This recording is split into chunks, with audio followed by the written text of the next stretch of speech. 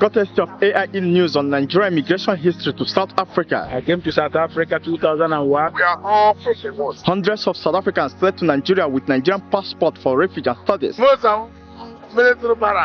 South Africa, Mimosa International Hotel. Mimosa worldwide. Mimosa worldwide. Right inside Hebrew, Johannesburg. Come out from Mimosa. This is right. And another place after Mimosa was Muslim. We are more than 300 members. The Nigerian High Commission in Botswana issued hundreds of Nigerian passports to many South Africans who had fled their country. Mimosa 2010. Why did the police close the building? Money. What is it that was attracting this police in this place? What I tried them, when they see foreigners like Nigerians, they need money. The 1976 Soweto uprising in South Africa triggered Nigeria to take up financial responsibility towards the education of black South Africans. That time of apartheid time, they don't allow blacks to come to town. So we are almost hiding wherever we are.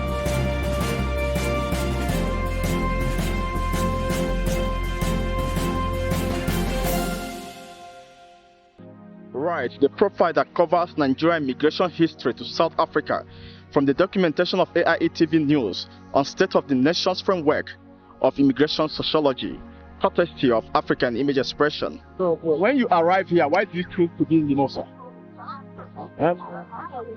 When I arrived in South Africa, the meter that I asked him, take me where I can find my brothers, Nigerians. He drove straight away to Mimosa and dropped me. Then when I look around, I see everybody there is an Igbo. A trend that grew between 1994 and 2004 saw the migration of many Nigerian nationals to South Africa. 1994, the year that marks the end of apartheid in South Africa and opened up for international visitors after several years of sanction against the leading apostles of the South African apartheid policy. The Nationalist Party, which was led by General James Barry Monarch Hazok, the chief proprietor of internal dynamics of Afrikaner political mobilization and white supremacy in the then Republic of South Africa. This documentation could also be regarded as a cover that examines the size and characteristics of Nigeria and Nigerians in diaspora, the remittance they sent across nations through business exchange, which eventually become the wonder that leaves threats to many nationalities as they wonder about the secret of their progress. My name is Frank Modesty. I came to this Bosa International Hotel in 1996. Since 1996, I stayed there to 1998. I went to Hotel. It's a very nice place, like the ugly stories that we had here. But at the same time, we thank God for today, for us to be alive, because many of our brothers end up here. They couldn't go anywhere. Yeah, when I came here, it was quite a rough place, if I can put it that way. That you cannot even walk to Spa. Spa is just 2 streets away. Safari is behind, you cannot walk to Safari because of the tortoise. People they call tortoise. There was a lot of killing and police brutality. I can remember Okamrama was stabbed right behind me here. That is why his name is Okamrama. Just here. He was stabbed right here. Ambulance came and they revived him.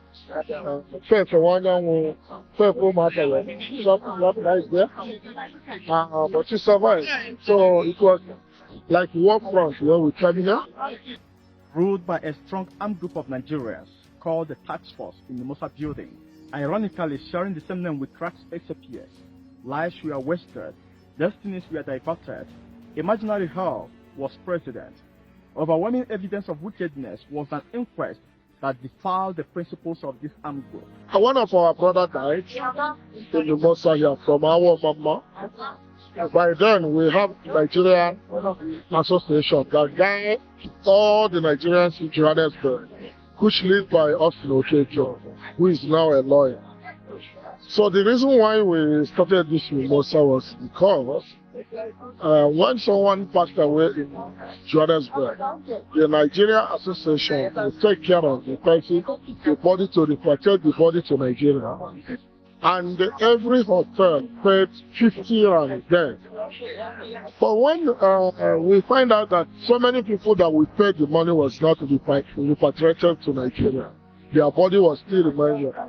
So we inquired at the Nigerian consulate, and they told us the cost of transporting a body to Nigeria was 4,000. Then we decided that 4,000, we contribute over 8,000 from Mimosa, not other hotels. Only us contribute over 8,000. So we decided to tell them that we should take this body by ourselves to repatriate this body to Nigeria. It was a hell of war. They said no, that the Nigerian Association must do that. We said no, but we have about 6 cops that is already a mortuary for over a period of time that is not repatriated. Then they came here.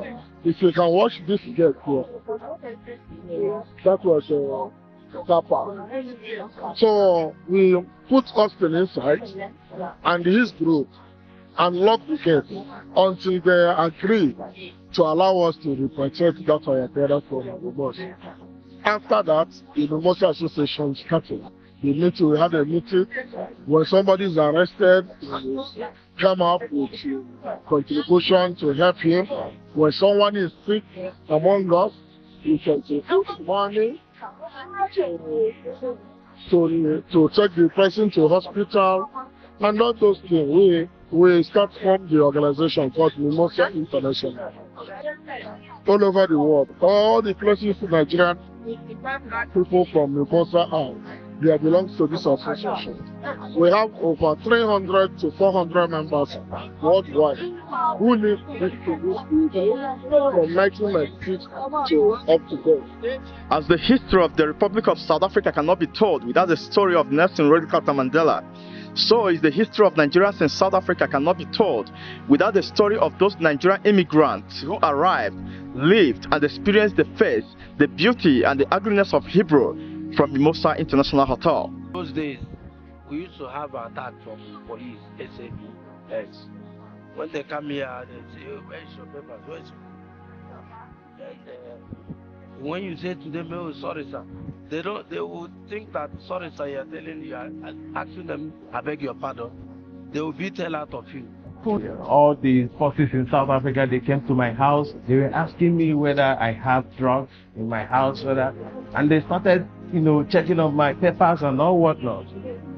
The intimidation that night was terrible. Indeed, this place was another war with a different government in another government. Those guys are clever, believe me, they are very clever. Everything is nice, they fix some cell phones, get cars from the streets, go to them, they get good.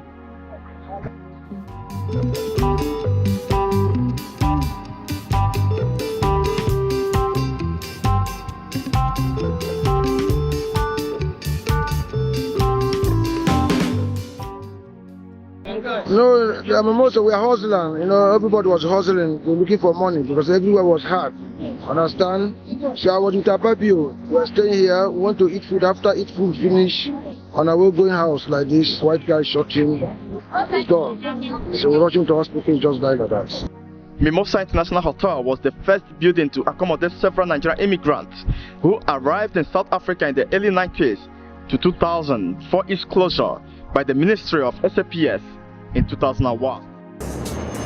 In 1999, the authorities embarked on Operation Crackdown, aimed at combating organized and violent crime.